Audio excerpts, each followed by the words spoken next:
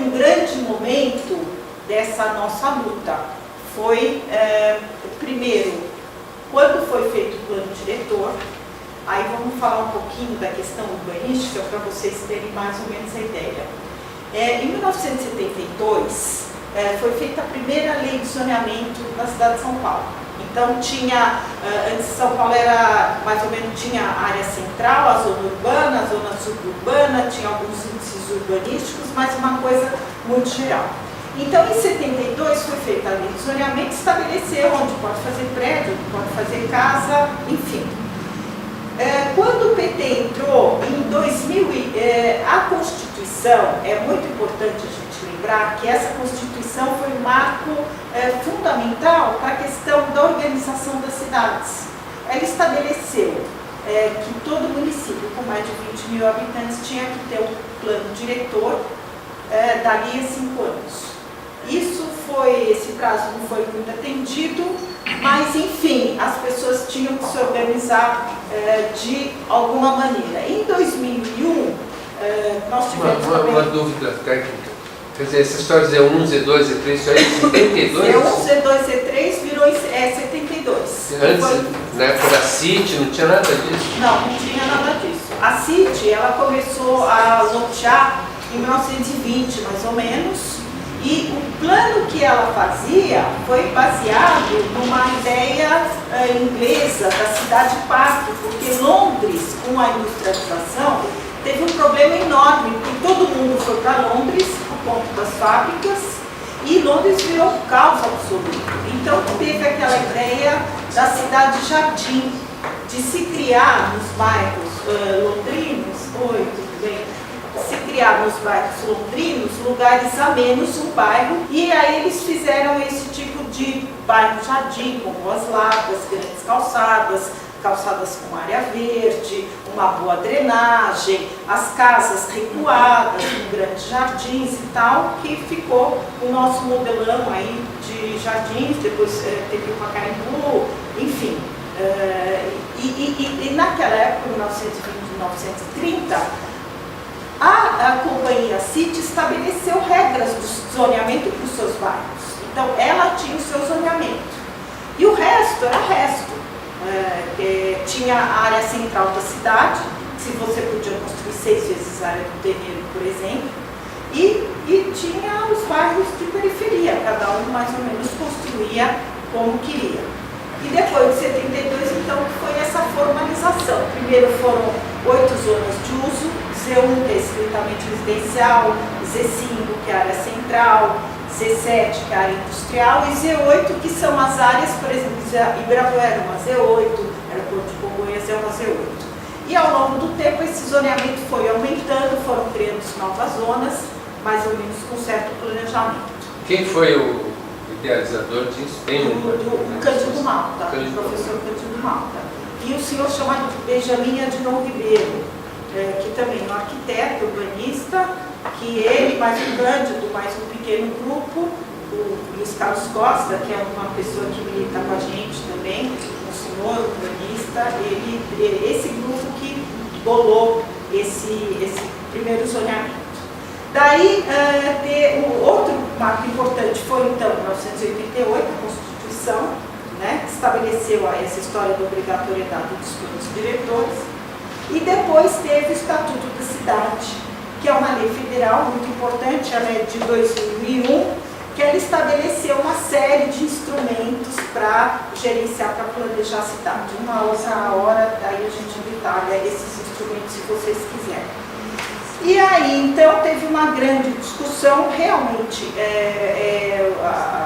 os bairros, mais ou menos, que estavam organizados, participaram, que foi o plano diretor da Mata Suplicy, de 2002.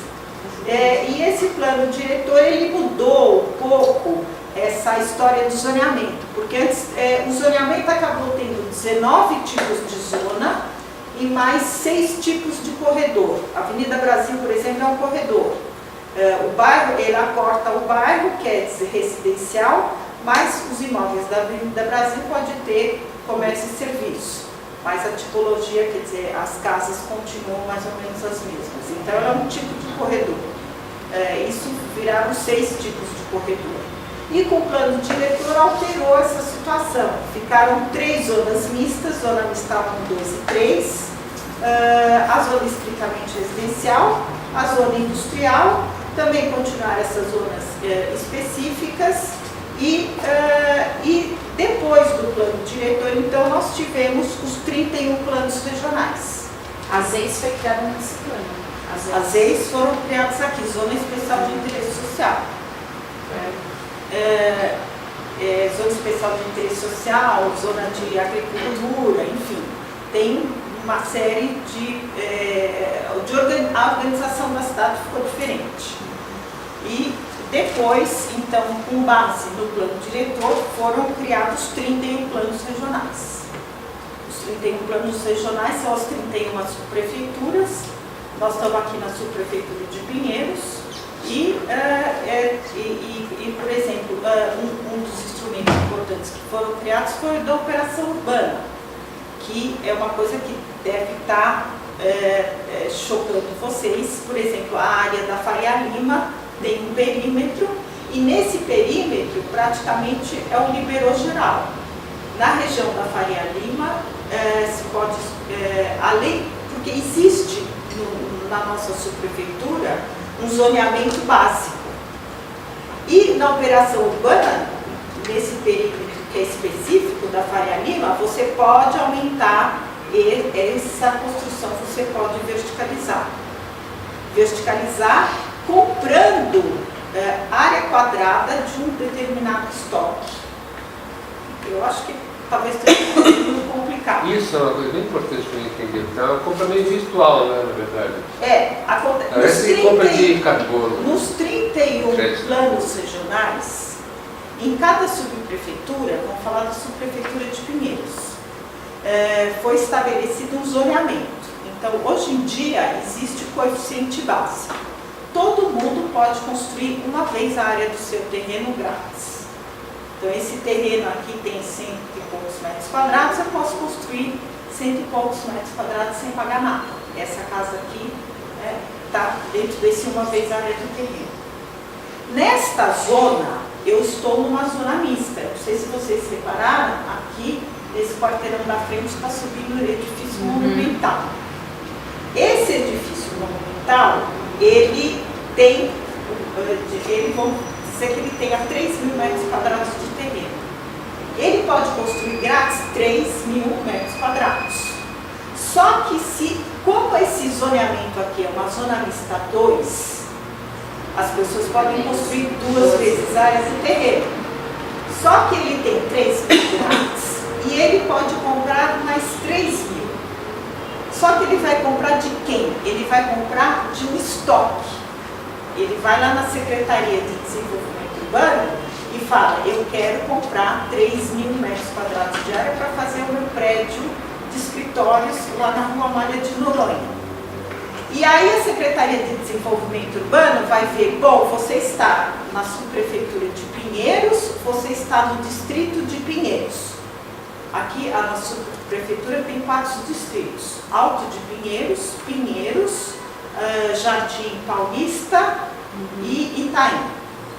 Então nós estamos no distrito de Pinheiros. Aí ele vai lá na tabelinha e vê no distrito de Pinheiros eu tenho para vender 10.000 metros quadrados. Você quer 3? Se tem 10.000 aqui, eu te vendo 3. Quem determinou esse estoque foi, na época, a Secretaria do Planejamento viu quantos metros quadrados se construía por ano em cada região e rebateu isso para frente. Por exemplo, o estoque de Moema é muito alto, porque nos 10 anos anteriores ao plano diretor, de 92 até 2002, se construiu demais em Moema. Então o estoque de Moema ficou muito grande, porque eles rebateram isso. Só que essa conta da progressão, por exemplo, em Pinheiros se construiu mais ou menos, não se construiu muito de 92 a 2002. O estoque é menor. De São Paulo, cresce onde o mercado imobiliário quer. Essas pessoas decidem, eu tenho terreno, elas começam a comprar terrenos em determinado lugar, e se o zoneamento é baixo, permite fazer uma vez a área do terreno, eles dão um jeito para mudar a lei do zoneamento para construir 2, 3, 4 vezes, entendeu? Então, não é que a capacidade de suporte do meio físico, por exemplo, tem área que alaga, tem área que é várzea.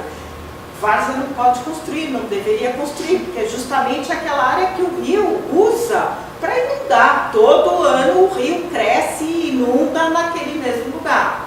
Ali não poderia ter construção. Na Alemanha certamente não tem construção.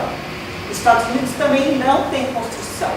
Aqui não interessa, porque se o fulano achou o terreno barato ali, ele vai dar um jeito de mudar o zoneamento e fazer a construção que ele quer. Então, esta coisa nós temos que ter muito claro, porque a gente reage a uma situação que é um planejamento absurdo, a gente chama de um planejamento burro.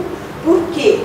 Não interessa como seja a topografia, como seja o terreno, como seja o sistema hidrológico dos rios, nada, não interessa nada, interessa onde este rio tem terreno.